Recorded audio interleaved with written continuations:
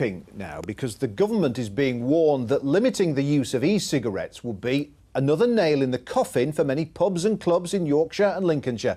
A committee of MPs is currently investigating vaping. Many people say it's helped them give up conventional cigarettes, but others claim there's evidence that it's renormalising smoking for a younger generation, as SHARON reports. Coffin nails. Yes, that's what cigarettes are, according to the Medical Research Council. Smokers in the 1950s being warned about the dangers of cigarettes. But it would be another 50 years before the smoking ban came in. And as smoking is nowadays allowed nearly everywhere, it's on the increase year after year. But today you're almost as likely to see this, as the use of e-cigarettes has soared. And the owner of this vaping shop and cafe says they're playing an important role in protecting the nation's health. It's going to relieve burden on the NHS for sure, you know, with smoking related diseases, because that's one thing we know for certain, is that smoking is really, really dangerous. So if we can get people that find it very, very difficult to give up smoking to actually find a new pathway, then yeah, we definitely need to, you know, have that with open arms for sure. This year, the number of people using e-cigarettes in this country reached just under 3 million. And there's no law against people vaping in public places, including pubs, cafes and places of work. And that means it's up to each venue and employer to set their own policy. So tell me, where do you vape? Everywhere, until they tell me I can't. Every shop I go in. I haven't tried vaping in shops because mine produces a bigger cloud and it tends to annoy more people than most. I stopped smoking, I started vaping because my little boy was born. I mean, I started smoking when I was 11, and I always said the one thing that would make me stop would be if I had a child. Over 1 million people have used the Stoptober 28... This year's Stop Smoking campaign by Public Health England has encouraged people to consider e-cigarettes to help them quit. Plus you can use gum, patches, and now e-cigarettes. It says that vaping is around 95% safer than cigarettes, and that the risk to bystanders is extremely low. But is the tide turning? The Commons Science and Technology Committee has launched an inquiry asking whether there is, after all, a risk to human health. Some councils in Lincolnshire are advising venues not to allow vaping near food, and it's not altogether popular with the public. It's worse than cigarette smoke in a way, because it envelops you like a fog. Not much different from the horrible smell you get from smoking. I don't have a problem with vaping. I think everyone has the right to do it, and they're not doing it to be obnoxious. I don't like smoking and never have smoked, so but vaping to me seems pretty harmless and yeah, smells nice.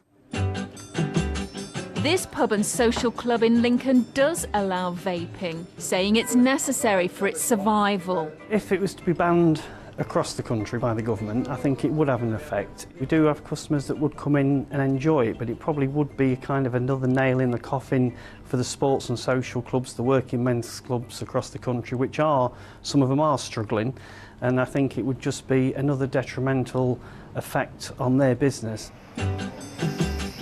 For now it's legal, but not always allowed. Time will tell if the right to use e-cigarettes goes up in smoke.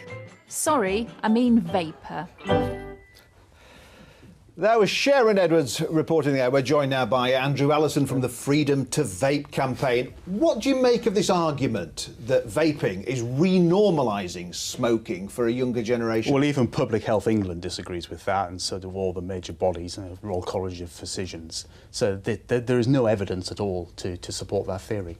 So do you fear that vaping laws could end up mirroring the smoking laws? They could be banned in more and more places. Well, it is possible, but I'm rather hopeful because the government in the tobacco control plan has been supportive of vaping, as has Public Health England. So hopefully we're not going to go down that route. I mean, other countries such as Australia and America are going down a very draconian route. Thankfully, we're leading the world in that respect by not going down that way. What do you make of vaping, Tracy Braby? Do you think we need new laws?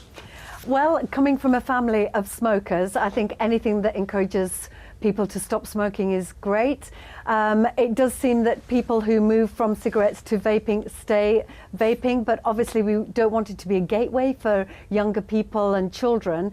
But in principle, I think it's a positive thing. It's interesting, Martin Vickers, because earlier this year a new EU regulation came in and it actually did tighten up a lot of laws around vaping, such as the strength of the liquids and advertising and the size of the canisters. Is that something the government may reverse after Brexit? I wouldn't have thought so, no. I mean, we're transferring all EU regulations and so on into British law anyway, and that's part of the withdrawal package.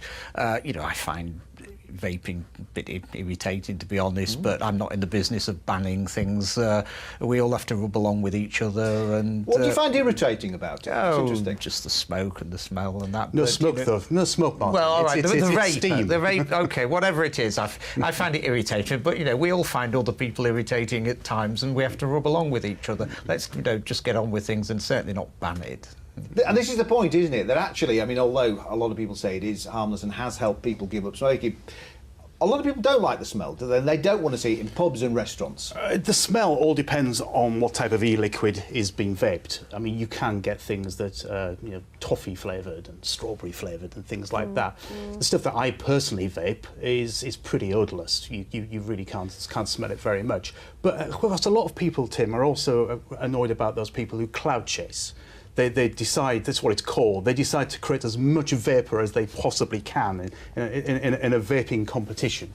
Now, those people don't do the rest of us a serious harm, because it undermines our position. Yeah, there was a study done in Sweden that nicotine forms of vaping actually increase the risk of heart attack and stroke. So it's not totally harmless, is it? There are a lot of studies that are around that are rather bogus and dubious. The Royal College of Physicians has said that vaping is at least 95% safer than smoking combustible cigarettes.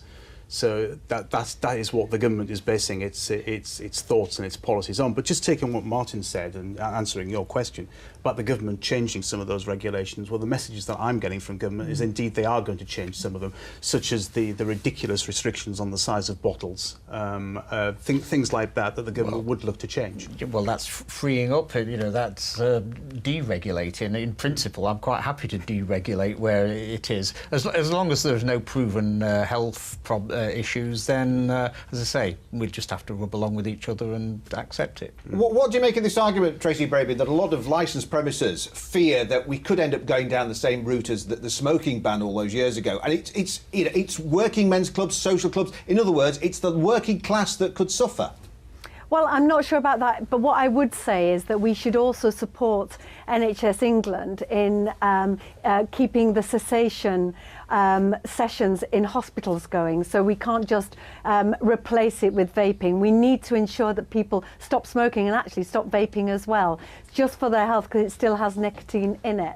And So I just want to take up on that, Tracy. There really isn't any negative sort of health effects from vaping. I mean, Public Health England in the Stoptober campaign actually promoted vaping as a way of giving up cigarettes. So this idea, and I've had this from various councils in freedom of information requests, who are saying we want to encourage people to give up vaping as well as smoking. But my mum will never stop smoking, and what I'm hoping is that vaping doesn't replace proper smoking cessation sessions in hospitals.